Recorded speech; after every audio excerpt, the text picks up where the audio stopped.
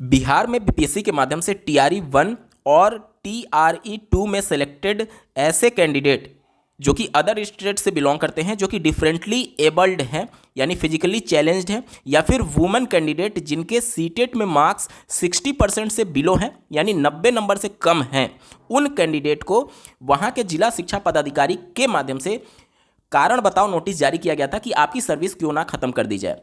और इस नोटिस के बाद से उन्होंने अपना जवाब दाखिल किया, अब वहां पर प्रेजेंट होकर के लिखित उत्तर दिया। बावजूद इसके उन सभी कैंडिडेट को अलग अलग जिला के जिला शिक्षा पदाधिकारी के माध्यम से उनकी सर्विस को खत्म कर दिया गया, ये कहते हुए कि आप एडवर्टीजमेंट के हिसाब से मिनिमम एजुकेशनल एलिजिबिलिटी जो कि सीटेट में अदर स्टेट के लिए 90 नंबर है वो हासिल नहीं करते हैं, इसलिए आपकी सर्विस खत्म की जाती है। उसके बाद से ये सारे कैंडिडेट जो हैं वो चले जाते हैं माननीय पटना हाईकोर्ट में और एक अपील दाखिल करते हैं, जिसमें ये प्रेयर किया जाता है कि इन्होंने अपने एडवर्टीजमेंट में अदर स्टेट की महिला कैंडिडेट और डिफरेंटली एबल्ड कैंडिडेट के बारे में कोई स्पष्ट जानकारी दी ही नहीं। अगर आपको इस तरीके का कोई भी डिस्क्रिमिनेशन करना था तो आपको ऑलरेडी नोटिफिकेशन में मेंशन करना चाहिए था। आपने नोटिफिकेशन में मेंशन नहीं किया, बकायदा आपने काउंसलिंग कराई, बकायदा आपने ज्वाइन कराया, तब तक ये चीज़ें क्लियर नहीं थी। और नौकरी करने के 1 साल बाद आप नोटिस देकर के इन सभी कैंडिडेट को एक झटके में बाहर कर देते हैं। माननीय पटना हाईकोर्ट ने सारे जो दलीलें थी पिटिशनर्स की तरफ से उन सबको सुनने के बाद से जो ये ऑर्डर जारी किया गया था जिला शिक्षा पदाधिकारी के द्वारा, उस ऑर्डर पर स्टे लगा दिया है। आप अपने स्क्रीन पर देख पा रहे होंगे, supplementary affidavit filed on the behalf of petitioners and the memo number this and this date 15/5/2024 issued by respondent number 3। respondent number 3 उसी जिला शिक्षा पदाधिकारी की बात की जा रही है, मुंगेर जिले के। shall remain stayed यानी कि उस पर रोक लगा दिया गया, जो वो उनको बाहर करने का, उनकी नौकरी खत्म करने का जो ऑर्डर था उस पर स्टे लगा दिया माननीय पटना हाईकोर्ट ने। As such petitioners will be reinstated back. Reinstated back का मतलब होता है कि जिस पद से इनको हटाया गया या फिर जिस नौकरी से इनको निकाला गया उस पद पर, उस नौकरी में इनको फिर से वापस लेना है in service. And shall be entitled for full salary from the date they joined their respective school. जिस डेट से उन्होंने ज्वाइन किया था उस डेट से उनको पूरी सैलरी देनी होगी जिस भी रिस्पेक्टिव स्कूल में उन्होंने ज्वाइन किया था। तो ये रिस्पोंडेंट यानी कि जिला शिक्षा पदाधिकारी, और सीधे तौर पर समझ लीजिए कि बिहार के शिक्षा विभाग को माननीय पटना हाईकोर्ट ने नोटिस इशू करते हुए ये कहा है कि आप का जो लेटर था उस पर हम स्टे लगाते हैं और जितने भी कैंडिडेट बाहर निकाले गए हैं उन सबको आपको फिर से ज्वाइन कराना है, उनको पूरी सैलरी देनी है जिस दिन से ये ज्वाइन किए हुए हैं। ठीक है, अब ये जो जजमेंट है क्या सब पर लागू होगा, केवल मुंगेर जिले के उन कैंडिडेट पर जिन्होंने ये केस फाइल किया केवल उस पर लागू होगा, या फिर सभी जिलों के कैंडिडेट जहां से ऐसे कैंडिडेट जो कि डिफरेंटली एबल्ड हैं और जिनके मार्क्स 90 नंबर से कम है, जो कि ज्वाइन करने के बाद उनको बाहर किया गया, क्या फिर से उनकी नौकरी वापस आएगी, या फिर केवल महिलाओं के लिए जजमेंट है। और ऐसे कैंडिडेट जो कि अदर स्टेट से बिलोंग करते हैं और जिनको बाहर निकाल दिया गया है, वो अपनी सर्विस खत्म होकर के अपने घर पर वापस आ चुके हैं, उनके लिए बीच का क्या रास्ता है, इन सबके रिगार्डिंग डिटेल में बात करेंगे। अगर आपके साथ भी ऐसी घटना हो गई है तो आपको क्या करना चाहिए, डिटेल में बात करेंगे, अंत तक जरूर जुड़े रहिएगा, बहुत ही इंफॉर्मेटिव वीडियो होने वाला है। नमस्कार दोस्तों, मेरा नाम है नीरज, आप देख रहे हैं कैरियर बिट यूट्यूब चैनल। अगर आप इस चैनल पर पहली बार विजिट कर रहे हैं तो इसको सब्सक्राइब करते हुए बेल आइकन को प्रेस करना ना भूलें। यहां पर आप देख सकते हैं ये जो जजमेंट है वो 6 फरवरी 2025 को पास किया गया था। सबसे पहले इसका ग्राउंड समझते हैं। ग्राउंड आप अपने स्क्रीन पर देख पा रहे होंगे, दिनांक 15 मई 2024 को एक मेमो नंबर 1341 जारी किया जाता है, जहां पर ये जो मेमो था वो डिस्ट्रिक्ट प्रोग्राम ऑफिसर और डिस्ट्रिक्ट एजुकेशन ऑफिसर यानी जिला शिक्षा पदाधिकारी के द्वारा जारी किया गया, जिसमें ऐसे कैंडिडेट को टारगेट किया गया जिनके सीटेट में मार्क्स 60% से कम थे। 60% कहने का मतलब कि जिनका सीटेट में मार्क्स 90 नंबर से कम था, और वो किस कैटेगरी से बिलोंग करते थे, वो फीमेल थी और रिजर्व से बिलोंग करती थी, मतलब कहने का मतलब कि फीमेल थी और अदर स्टेट से बिलोंग करती थी, और साथ ही साथ जो कि फिजिकली चैलेंज थे और डिफरेंटली एबल्ड पर्सन थे जिनका 60% से कम मार्क्स था, उनको ये कहते हुए बाहर निकाल दिया गया कि आप अदर स्टेट से बिलोंग करते हैं, इस वजह से आप रिलैक्सेशन के लिए एलिजिबल नहीं हैं। जो पिटिशनर के एडवोकेट थे उन्होंने जो एडवर्टीजमेंट था 26/2023 जो कि टीआरई 1 के लिए था, उसमें यह सबमिट किया कि आपके एडवर्टीजमेंट में अदर स्टेट के कैंडिडेट के बारे में कोई भी जिक्र नहीं किया गया है। साथ ही साथ पिटिशनर के जो एडवोकेट थे उन्होंने ये भी बातें मेंशन की कि जो कोरिंगडम लेटर था, यानी कि जो शुद्धि पत्र था 19 जून 2023 का, उसमें भी ये मेंशन किया गया कि जो बीसी कैंडिडेट है, यानी कि बैकवर्ड क्लास की कैंडिडेट हैं, जो ईबीसी यानी अति पिछड़ा वर्ग से बिलोंग करते हैं, और जो you are female, you are मतलब कि अनरिजर्व फीमेल की बात हो रही है, अनरिजर्व फीमेल, चूंकि बिहार के बाहर की जितनी भी महिलाएं हैं वो अनरिजर्व फीमेल में ही काउंट होगी। तो उस शुद्धि पत्र में यह मेंशन किया गया कि इनके लिए सीटेट का मार्क्स जो है वो लोअर डाउन करके 55% कर दिया गया, ये लोअर डाउन करके 55% कर दिया गया। और एससी एसटी और डिफरेंटली एबल्ड पर्सन के लिए ये जो सीटेट का मार्क्स था उसको लोअर डाउन करके 50% कर दिया गया। 55% का मतलब 82 नंबर और 50% का मतलब 75 नंबर, 150 की बात हो रही है। 150 में 82 नंबर यू आर फीमेल के लिए और डिफरेंटली एबल्ड पर्सन के लिए 150 का 75 मतलब 50% यानी 75 नंबर इनको पाना अनिवार्य था। इस शुद्धि पत्र में कहीं पर भी अदर स्टेट के कैंडिडेट का जिक्र नहीं किया गया। जब नहीं किया गया तो जो फीमेल कैंडिडेट थी जो कि अदर स्टेट से बिलोंग करती थी वो भी यू आर फीमेल की सीट पर फाइट कर रही थी। इस वजह से यहां पर पूरा कंफ्यूजन क्रिएट हुआ। और यहां पर देख सकते हैं आप, यहां पर पिटिशनर के जो एडवोकेट थे उन्होंने ये कहा है कि आपने ये चीजें पहले से नहीं बताई। देखिए, woman and residents of UP were eligible in terms of qualification prescribed in corrigendum issued by BPSC on 19 जून 2023, यानी कि बीपीएससी के माध्यम से जो शुद्धि पत्र जारी किया गया उसके हिसाब से जो वुमन कैंडिडेट थी और जो डिफरेंटली एबल्ड पर्सन थे वो एलिजिबल थे इसमें आवेदन करने के लिए।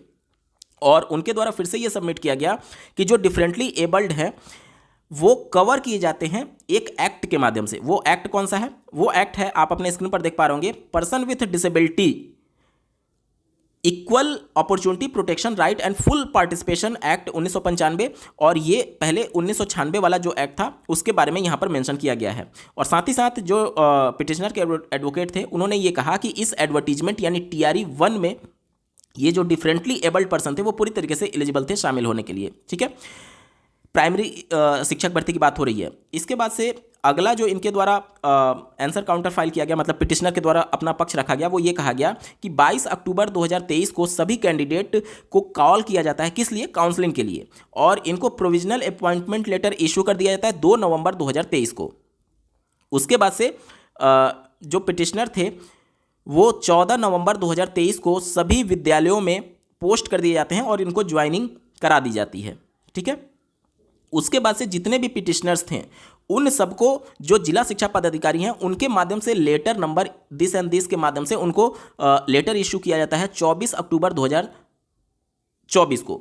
इनकी ज्वाइनिंग कब हुई थी? इनकी ज्वाइनिंग हम आप देख पा रहे होंगे 14 नवंबर 2023 को हुई थी और इनको लेटर इशू किया गया कि आप एलिजिबल नहीं है 24 अक्टूबर 2024 को, मतलब कि पूरे एक साल के बाद ये लेटर जारी किया गया। तो पिटिशनर का यहाँ पर सवाल है कि एक साल तक आपको ये तय करने में लग गया कि ये कैंडिडेट एलिजिबल है या नहीं। आपने एडवर्टीजमेंट में ये बातें मेंशन नहीं की थी। इसके अलावा जब आपने काउंसलिंग कराया उस समय भी आपने कभी भी कैंडिडेट को नहीं रोका।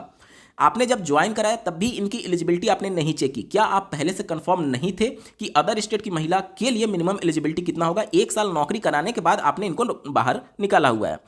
यहां पर आप देख सकते हैं जो मुंगेर डिस्ट्रिक्ट के जिला शिक्षा पदाधिकारी थे उन्होंने इनको बाहर करने का सो कॉज नोटिस इशू किया और उन्होंने ये कहा कि हम 10% रिलैक्सेशन नहीं दे सकते इन कैंडिडेट को। देखिए, were not eligible for relaxing, ये 10% किसकी बात हो रही है? Differently abled person, physically challenge person की बात हो रही है, फिजिकली चैलेंज पर्सन के लिए। और 5% रिलैक्सेशन किसकी बात हो रही है? अदर स्टेट की फीमेल कैंडिडेट के लिए बात हो रही है। यहां पर आप देख सकते हैं यहां पर पिटिशनर के एडवोकेट ने यह कहा कि एक और केस है जो कि CWJC नंबर 9209 है, जो कि 2024 में केस फाइल किया गया था।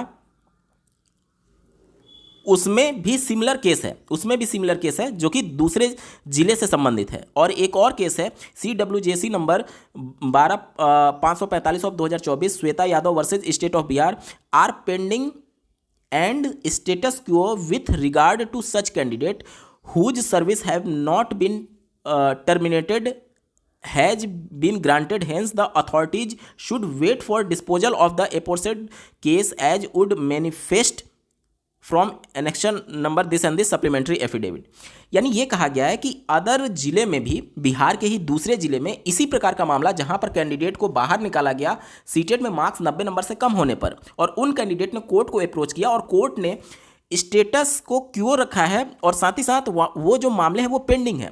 तो मुंगेर जिले के जो जिला शिक्षा पदाधिकारी हैं उन्होंने इसका वेट नहीं किया कि वहां से क्या जजमेंट आता है। क्योंकि अभी कोई जजमेंट कोर्ट ने दिया नहीं है, इस वजह से मुंगेर जिले के जो जिला शिक्षा पदाधिकारी हैं उन्होंने इसका वेट नहीं किया, जो कि इन कैंडिडेट के साथ इनके अधिकारों का हनन है। क्योंकि माननीय पटना हाईकोर्ट जब तक कोई डिसीजन नहीं देती है तब तक कोई भी जिला का जिला शिक्षा पदाधिकारी इनको बाहर नहीं कर सकता है। ठीक है, आगे देख सकते हैं। आगे इनके द्वारा ये कहा गया कि इनिशियली, यानी कि जब एडवर्टीजमेंट जारी हुआ TRE 1 के लिए, a candidate was required to 60% marks in eligibility test conducted by CTET. ये इनिशियली इन्होंने कोई भी चीज़ें क्लियर नहीं की थी।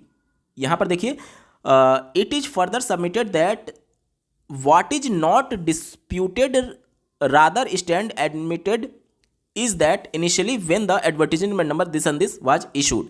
यानी कि जब ये एडवर्टीजमेंट इशू हुआ था तब ये कोई इशू ही नहीं था। अगर उस समय अगर आपको दिक्कत था तो आपको उसी समय बताना चाहिए था।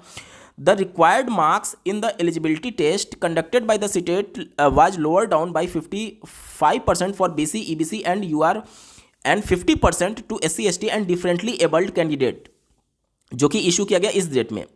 और इसके बाद से यहाँ पर आप देख सकते हैं, देखिए पिटिशनर के एडवोकेट ने कोर्ट में ये कहा है कि इस एडवर्टीजमेंट में जो शुद्धि पत्र जारी किया गया 19 जून 2023 even remotely suggested that the said relaxation of marks is only meant for candidate of Bihar and outside are not entitled for said relaxation as such the authorities now cannot reside from the condition stipulated in the advertisement।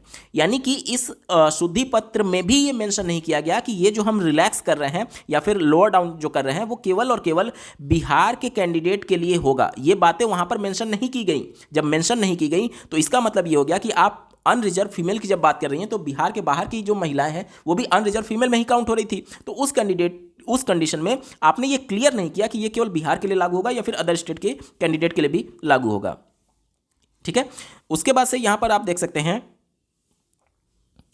देखिए वही बातें mention की गई है। Did not incorporate that women from outside Bihar would not be entitle for such relaxation as same would be amounted to the classifying woman otherwise a homogeneous group in scheme of the Constitution of India based on residence, which is impermissible in absence of any law made by the Parliament and thus would have been breaches Article 16 of Constitution of India, which does not permit discrimination based on the residence except in accordance with the procedure established by law।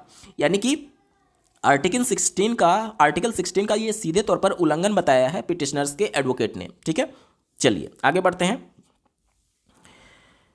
अब यहां पर अगर आप देखें तो 9वें paragraph में जो petitioner के एडवोकेट थे उन्होंने यही बातें कही हैं कि जो रिलैक्सेशन किया गया वो एबल्ड पर्सन के लिए जो किया गया या फिर जो महिला कैंडिडेट के लिए किया गया, अगर उनको नहीं मिलता है तो ये डिस्क्रिमिनेशन है, यानी उनके साथ भेदभाव है।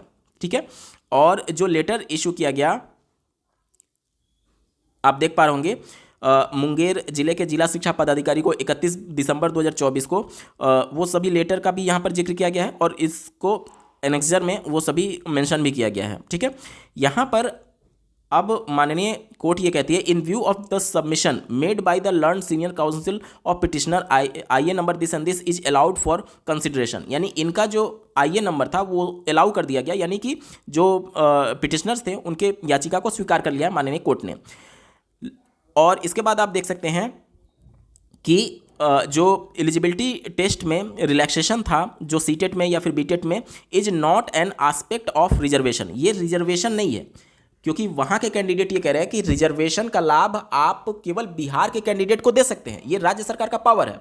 और कोई भी राज्य सरकार अगर राज्य के क्षेत्र में कोई भर्ती आती है तो जो रिजर्वेशन मिलता है वो बिहार के निवासी या फिर उस स्टेट के निवासी ही उस रिजर्वेशन का लाभ लेने के लिए एलिजिबल होते हैं। अगर कोई भर्ती सेंट्रल लेवल की है, जैसे रेलवे की भर्ती आ गई, केवीएस की भर्ती आ गई, तो वहां पर पूरे देश भर के अभ्यर्थी अगर उस कैटेगरी से बिलोंग करते हैं तो वो रिजर्वेशन का लाभ लेने के लिए एलिजिबल होते हैं। लेकिन जब किसी स्टेट में कोई भर्ती आती है तो उस स्टेट के रेजिडेंशियल कैंडिडेट जो हैं, यानी उस राज्य के जो निवासी हैं, वही केवल उस भर्ती में एलिजिबल होंगे रिजर्वेशन लेने के लिए। तो जो अदर स्टेट की महिला कैंडिडेट है उन्होंने क्लियर कहा कि जो सीटेट में मार्क्स को लोअर किया गया है वो हम रिजर्वेशन नहीं ले रहे हैं कि बिहार की महिलाओं के लिए होगा या फिर बाहर की महिलाओं के लिए नहीं होगा। ये चूंकि रिलैक्सेशन है, और अगर आप 69,000 की शिक्षक भर्ती का मामला देख लें या फिर कोई भी भर्ती का मामला देख लें जिसमें सीटेट के मार्क्स को लोअर डाउन करने के मामले को रिजर्वेशन के तौर पर कंसीडर किया गया है, माननीय कोर्ट ने पहले ये क्लियर कर दिया है कि रिजर्वेशन आप भर्ती के अंतिम चरण में देते हैं, ना कि शुरुआती चरण में। और सीटेट में या फिर बीटेट में जो लोअर डाउन किया गया है वो लोअर डाउन रिलैक्सेशन है, रिजर्वेशन नहीं है। ध्यान से सुनिए, रिलैक्सेशन और रिजर्वेशन दोनों में अंतर है। रिजर्वेशन आपको एक ही स्टेज पर केवल मिलेगा और वो भर्ती के अंतिम चरण पर मिलेगा, और जो सीटेट में आपके मार्क्स को लोअर किया गया वो रिजर्वेशन नहीं है बल्कि वो रिलैक्सेशन है। वही बातें अदर स्टेट के कैंडिडेट ने माननीय पटना हाईकोर्ट में कही हैं। यानी कि ऐसे मामले जिसमें यह कहा जाता था कि सीटेट के मार्क्स को 90 नंबर से घटा करके महिलाओं के लिए 82 नंबर किया गया, ये रिजर्वेशन के अंतर्गत दिया गया है, इसलिए अदर स्टेट की महिलाएं 82 नंबर पर एलिजिबल नहीं हो सकती। जबकि कई ऐसे जजमेंट है कोर्ट के कि अगर आप 82 नंबर पर एलिजिबल कर रहे हैं तो ये रिजर्वेशन के अंतर्गत नहीं कर रहे हैं बल्कि रिलैक्सेशन के अंतर्गत कर रहे हैं, और रिलैक्सेशन के अंतर्गत बिहार के अदर स्टेट की महिलाएं भी इसका लाभ लेने के लिए एलिजिबल हैं, क्योंकि नोटिफिकेशन में आपने क्लियर नहीं किया। आपने जो शुद्धि पत्र निकाला उसमें भी ये बातें मेंशन थी कि अनरिजर्व फीमेल कैंडिडेट और अदर स्टेट की फीमेल कैंडिडेट है वो अनरिजर्व फीमेल में ही जा रही थी, इस वजह से ये पूरा मामला विवाद में फंसा हुआ है। ठीक है, चलिए आगे बढ़ते हैं।